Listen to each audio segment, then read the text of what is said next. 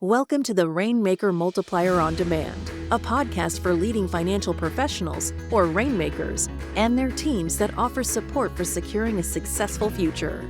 From marketing help to staffing structure, listen and subscribe for actionable insights from advisors and skilled professionals alike. Hey, my name is Dustin. I am the host of the AI Exchange panel here at PCA, and I also work in the compliance department. And I couldn't be more excited to talk to a few attendees here at this really cool AI conference that happened in Cleveland a little while ago called MAICON. Right now, today, we've got Kailyn West. She graduated from the University of Central Florida and is currently the marketing coordinator at JL Smith Group. In her role, she supports campaign development, orchestrates cross-channel content, and drives brand visibility through data-informed storytelling. During her academic career, she honed her skills in content creation, audience research, and performance analytics, and now she brings those strengths to a fast-paced team environment.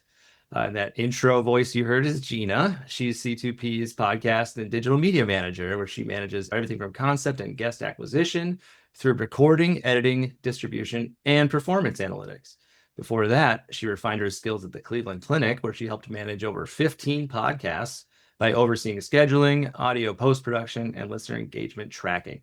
Gina has also voice acted for over a decade for various online projects and companies, and you may occasionally hear her in some of C2P's projects, including the beautiful intro you just heard. So, to dig in, let's tell everybody what MAICON was, what it focused on, and what your high-level thoughts were for the event. Gina, let's start it with you. Sounds good. Thanks for that really nice introduction, Dustin. And it is very interesting being on this side of the camera for once, but I'm excited to talk with you and Kailyn. So the MAICON conference actually stands for the Marketing Artificial Intelligence Conference. That's been going on in Cleveland, I believe, for a couple of years now. Actually, when I was getting information for this, they already announced that they're doing it again in mid-October next year for 2026. So maybe we'll be going back. But essentially, it's a conference. It's an AI conference for marketers. And it was me and Kailyn, as well as Chelsea from the C2P side, who went to the conference. She was actually going to be on the coffee break today, but unfortunately couldn't make it. So it's going to be me and Kailyn doing the talking for today. But high level, honestly, I learned a lot more than I thought I would. It was about 2.5, 3 days worth of content, a variety of big, small sessions. We were also able to do a workshop rather on the first day. I also really liked, because as someone who likes to go to conferences and conventions, both work related as well as like for my own personal interests, I find when conferences showcase themselves with being kind of a niche subject matter, in this case, it's AI for marketers. Either it's they've got all their ducks in a row and they've got some really good experts and they're giving you the latest and greatest information, or it's a lot of the same information being tossed around by different speakers and it can get kind of boring. So I was happy to say that it wasn't like that at all. They had some great speakers. They had people, I think, that were from like Google and Meta that were in the thick of it, working with the latest in AI technologies and just the updates and the latest innovations that they're seeing with this technology. And just, yeah, long story short, I learned a lot and I'm glad I got to go. That's awesome, Gina. And I think those are really good tips too to think about when you're applying to planning your own events as to, what you should think for in terms of subject matter and keeping it organized and going into niches too. But Kailyn, share your thoughts on what you took away from the event. I agree. It was definitely well organized, which is different than some of the other conferences I've been to. I think sometimes timing can be hard with these things when you don't know if people are going to run over or run short. So I think they did a really good job pacing it out and leaving room for networking and checking out the demos that they had. That was something also that I saw for the first time here. They had silent demos where you could put on headphones and hear what the speaker was talking about while everyone was still networking and moving around you. So it was really interesting seeing the different technology that they could bring to a conference like this.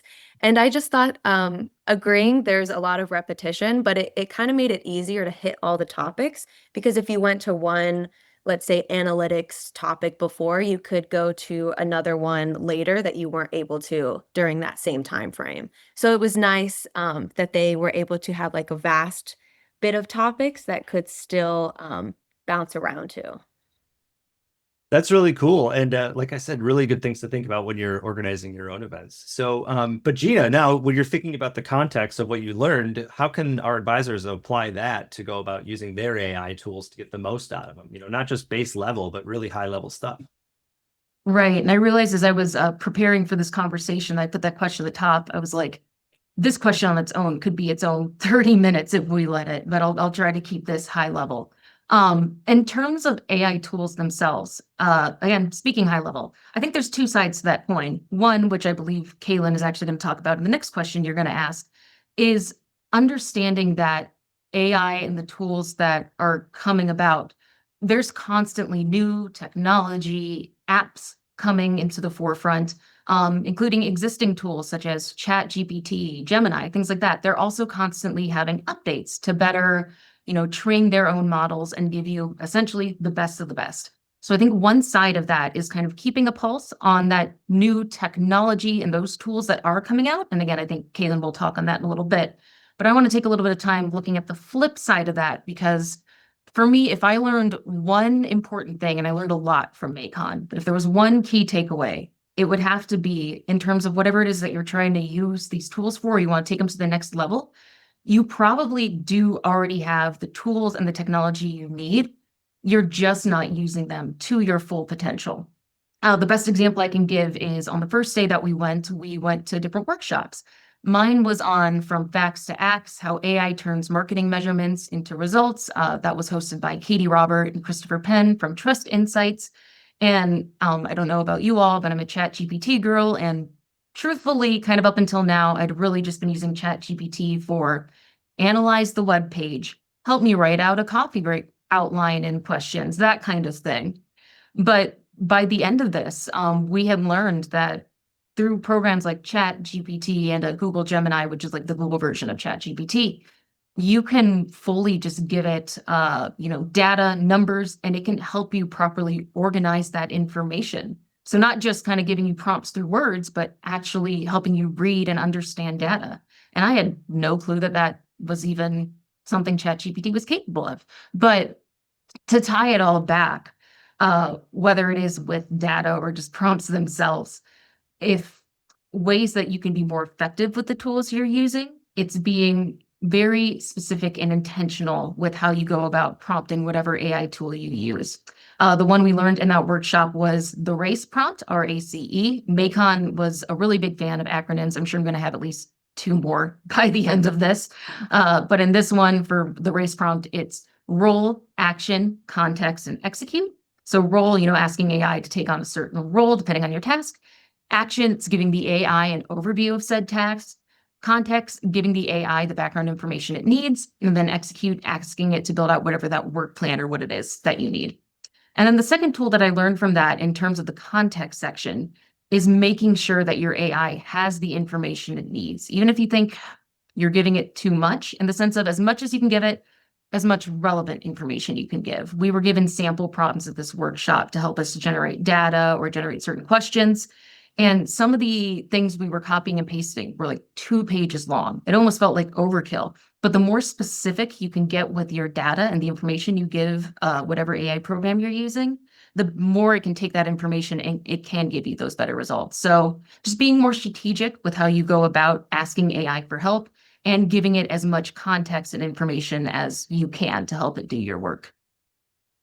Gina, I think that's a really good tip. I have started asking it for help in building better prompts too, and just say, hey, I don't really know where to start, but this is the project I'm trying to accomplish, and try to get the role, the instructions, all that kind of the context, all that in there too. So good tips there. So, but Kailyn, turning to you now, from ChatGPT to Gemini 2.5 to Claude 4.5, Copilot, marketers are leveraging a powerful new tool set, regardless of what it is. So from what you've observed, which AI advancements have real potential in our space, and which ones should advisors look into?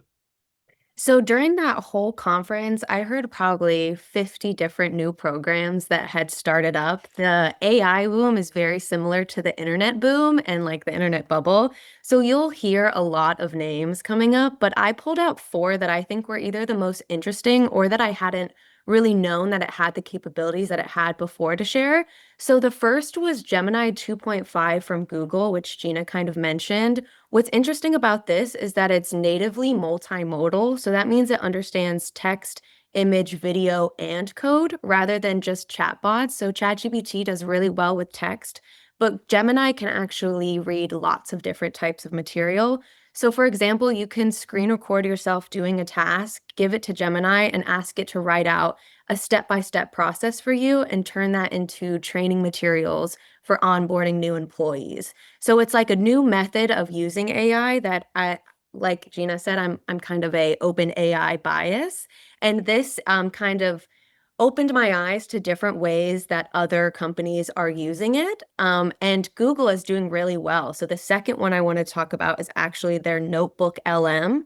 And Dustin, I think you're really going to like this one because it is AI layered over trusted sources that you provide it. So there's no more AI hallucinations, and there's higher quality responses since you're feeding it all of the data it's getting. So that's URLs, videos, audio, articles, blogs. You can give it anything and it can't pull from the rest of the internet. So this is kind of like a compliance dream when it comes to finding content or creating content. And then the next one I want to talk about is HeyGen, and this one's a bit controversial.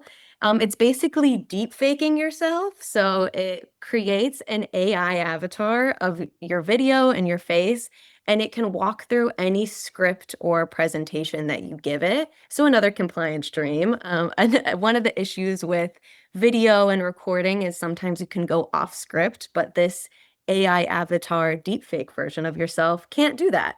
So it is especially helpful for busy CEOs and advisors that can't really have time to sit down and record, or maybe just don't feel comfortable recording as well.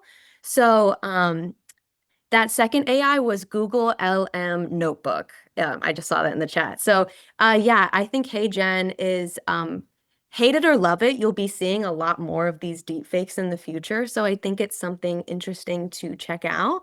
And the last one I want to talk about is more specifically for marketers. It's Grok 4, which is X, formerly Twitter's AI. And what's interesting is it actually pulls data from the platform X. So this is really good for market analysis. You can get all the hot topics, headlines, or commentary from your audience using this in a lot more free system than if you were having to look up blogs or articles. That's awesome. Those are some really, really great tools. And, I'm going to take off my host hat here, put on my compliance hat just to kind of talk to everybody about what's going on there. So a couple things to think about there, right? Like these are all tools for marketing perspective, at least from the PCA side, that we could endorse because we're not putting any client information into it, right? We're discovering marketing materials and sales information, right? When it says to what to decide on what to put into AI to avoid inputting any PII for clients, I guess that's really what you're trying to get out of it, right? Is if it's marketing content, then that shouldn't really be an issue. If you're trying to do workflows and set that kind of stuff up, then you need to tell it your limitations and you need to ask how it can help from there, and then work with your compliance department too. Because Kailyn, while those AI videos do sound like a compliance dream on one end, we also would probably need to acknowledge that, hey, this is created by AI. This isn't the actual person talking there. So again, just opening your door to conversations with your compliance department and finding a good solution for what works with your current policies.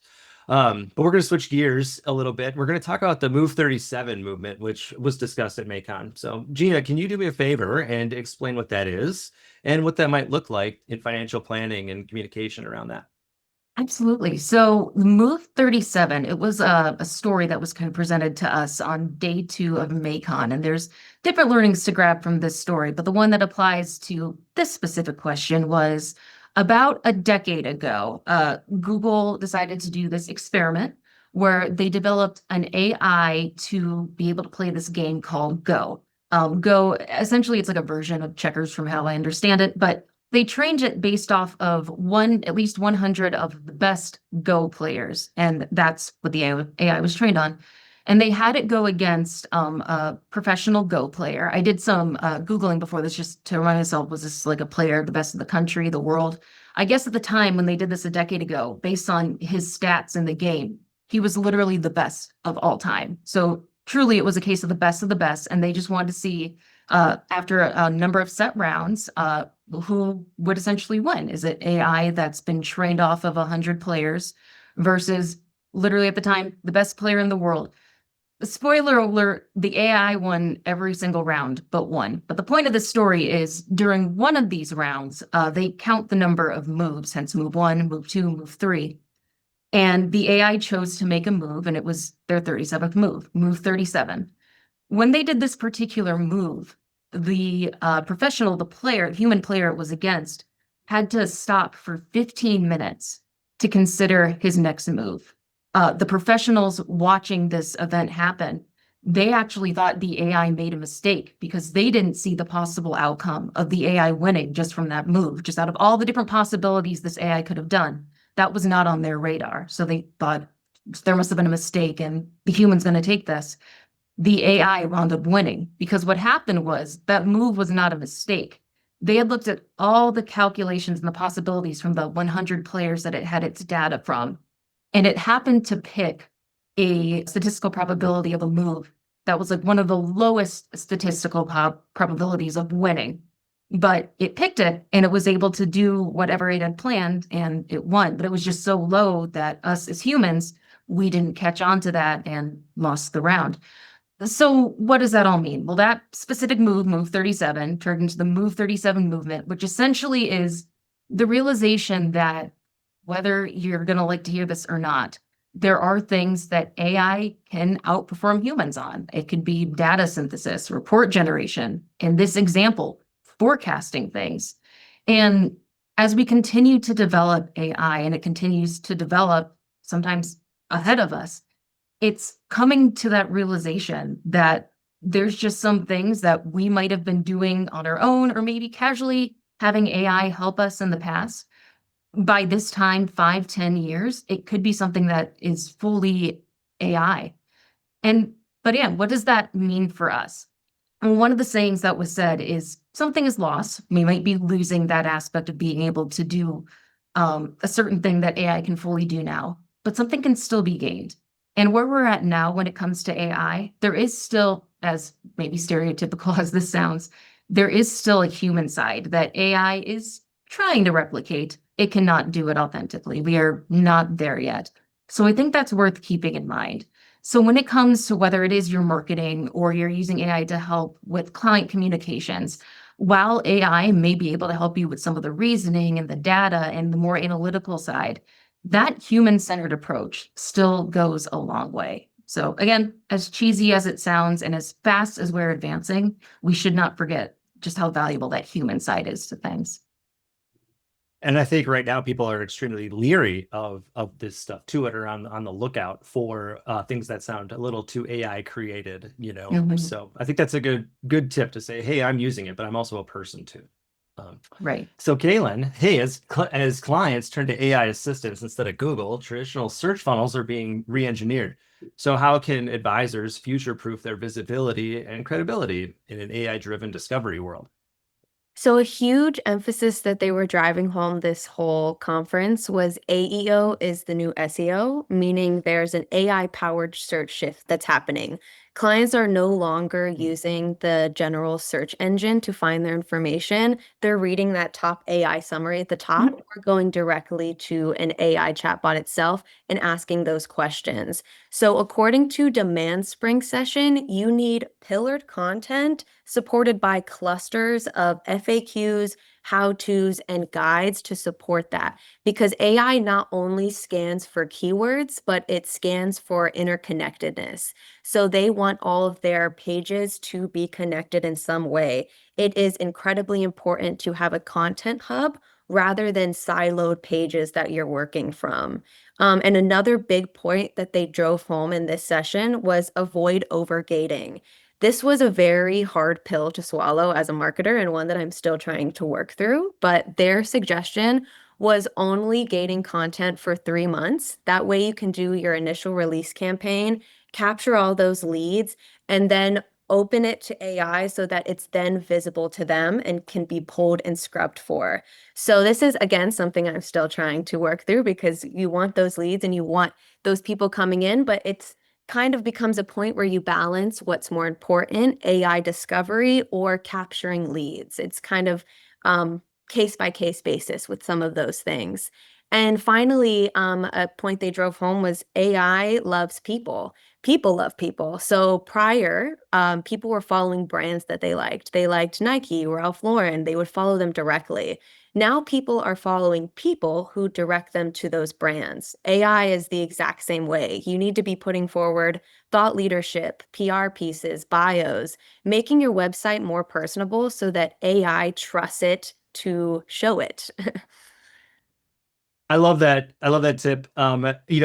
I used to work for a company that would help some people with their websites too for small businesses. And that was always the tip we gave is don't load it up with pictures of other people, load it up with pictures of you and your family. This is a family business, put that personal touch on there, local pictures of parks and local attractions, things like that. And also that shift away from pleasing Google to pleasing AI now is a very interesting tip for things because we're not always writing for our potential clients. We got to write for computers too. Mm-hmm.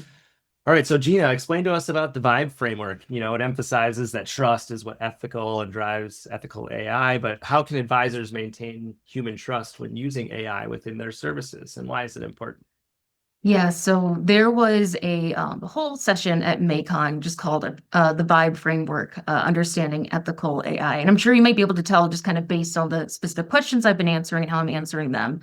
I love, when it comes to AI, I love understanding the back end of AI and essentially, how it works, but also for situations like this. How are we using it effectively, but how are we using it ethically? Because it's one of those subjects, even the speaker herself, I noticed when I sat down, there weren't as many people. And she jokingly was like, I can see ethics is a real big thing for the people here. And it can be kind of considered the boring topic, but it's one of those things I think I find that you might not always think about it, but you'll know when you've messed up in terms of it. And it can affect you. But I'll jump into that in a second. But the VIBE framework is essentially different aspects of how you're using AI and what to keep in mind when you're using it so that it's coming across as authentic to your client or whoever the consumer is of this content. So it goes, there's actually an S with it. So it's VIBES. So just to go down each one, V is visibility. So transparency and accountability. We kind of talked about, like using those AI generated videos, depending how you choose to use those. I'm not necessarily saying you need to have like a huge banner that's saying like this video is AI, but don't go about whenever you are using AI. Don't try to be sneaky about it. Don't act like you're not using it, essentially. Be honest, be upfront, be transparent and accountable when you are using it and why, if someone were to ask, or if you're using it for certain things.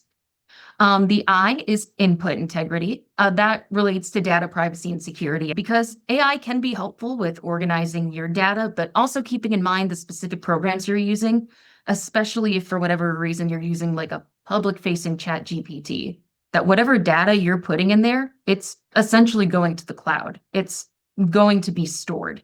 So it's keeping in mind and being careful what information you feed AI. And if you're not sure, go to your compliance, ask, rather be safe than sorry. B is bias and balance. So it's that representation in your AI. This is a little bit more kind of when it comes to content and language used. This is more so just keeping in mind, especially again with those public AI facing platforms, that just kind of vice versa when it came to data, when you're putting information in, that it's being saved universally. Information that you're often grabbing is being grabbed universally. And the internet itself is not always kind or equal to everybody that uses the internet. So just keeping that in mind when you're using AI for certain content creation, the language it's using, things like that. E is empowerment. This was one I realized I fell into, especially when I first started using AI, and Chelsea, who's not here, rightfully would catch some things, and now I've tweaked my process since then. It's essentially not relying solely on AI for the answer. AI is really good at sounding smart. It is not always right. A very good example, like recently now that I've tweaked my process on it, was I was trying to write up a document on something and I wanted to pull some stats from a different document. So I'd given it to ChatGPT and I said, as you write this, can you grab these, like the stats that you find in relation to specific information? And it did that and it gave me stats and I went, great. So for this one, can you tell me the specific page and paragraph you got this information from that document I gave you? Every single time I asked about a stat, it was some version of, oh, I'm sorry, I can't find it. Oh, you're right, I made that up, I'm sorry. So it sounds smart. It is not always right. And then the last one is sustainability. Kind of similar, we're don't relying solely on AI for the answer. Don't solely rely on AI for the work. Again, it can be a very powerful tool and a good thought partner to help you, but it also ties back into kind of that human element Dustin, you and myself talked about. People will notice, and especially with where AI is at, while it's fast advancing, it doesn't quite have that human element nailed down yet, and people will notice. So that's the general vibe framework and why that all matters when it comes to ethics. Again, I think it's that thing that if you're doing it right, it's something that maybe you don't even think about. But if you Google, there's multiple examples of people not handling like the visibility aspect or the bias and balance aspect, especially bigger companies. And people call them out and that trust gets broken. So if you're not careful with being transparent about how you're using your AI, a client might recognize that. And depending on where their values lie themselves, that could make or break that relationship you have with them. So again, something you might not always think about, but still very important. I think it's a great tip. And like, from a different perspective, would you want to do business with anybody that's exclusively using AI, for their things? And how would that make you feel? And just consider that into your AI practices as well. All right, let's turn a little bit more to analytics here while we round out the show. And so, Kailyn, as AI becomes more standardized part of analytics, we're moving from dashboards to intelligent decision support. How can advisors leverage AI to transform the way they analyze data, track performance, and communicate results? Yeah, so the next evolution that I heard about a lot during this conference was intelligent dashboards that not only report on the data, but can suggest action. So it can highlight anomalies or opportunities that might not be as clear to us if we don't know what we're looking for. And it kind of goes back to that move 37 that Gina was talking about. There's some things that AI knows that we just can't really see unless we're told to look for it. So, as marketers, there's some things, in my opinion, that we do that we don't even realize. An example is I follow a subject line newsletter, and recently they said if you put brackets on the end of your subject line, it increases open rate 14%. Now, I would never know that. They're running very specific experiments to have this come up, but this is the type of material that AI can look for and pull out that we might not even realize we're doing. So with enough data and enough things to feed AI, you can start asking it questions like what campaign topics provide the most qualified leads, or what topics resonate the most with my clients and register the most open rate. It's using dashboards like this to maybe see stuff that we don't know we should be looking for.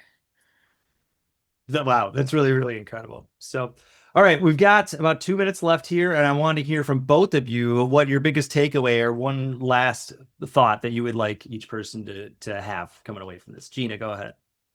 Yeah, I think for me, because I stepped into this conference, and to be honest, I'm a little vulnerable. As a creative myself, as someone who's mentioned that I do voiceover work, I'm a little bit hesitant, even still, when it comes to certain aspects of AI.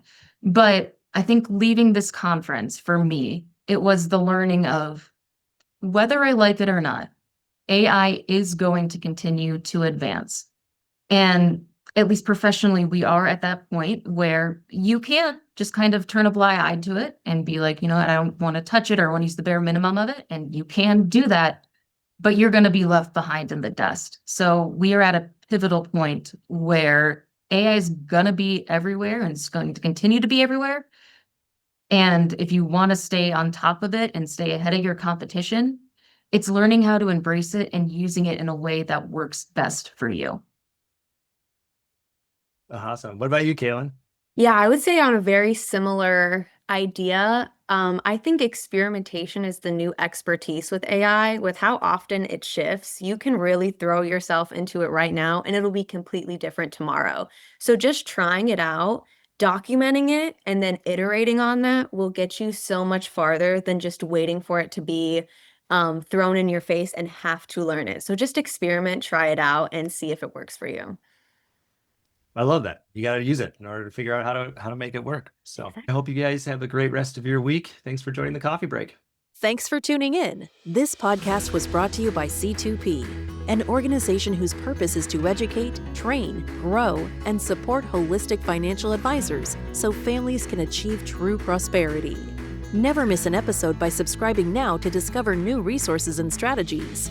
Visit c2penterprises.com to learn how we can help scale and secure your business.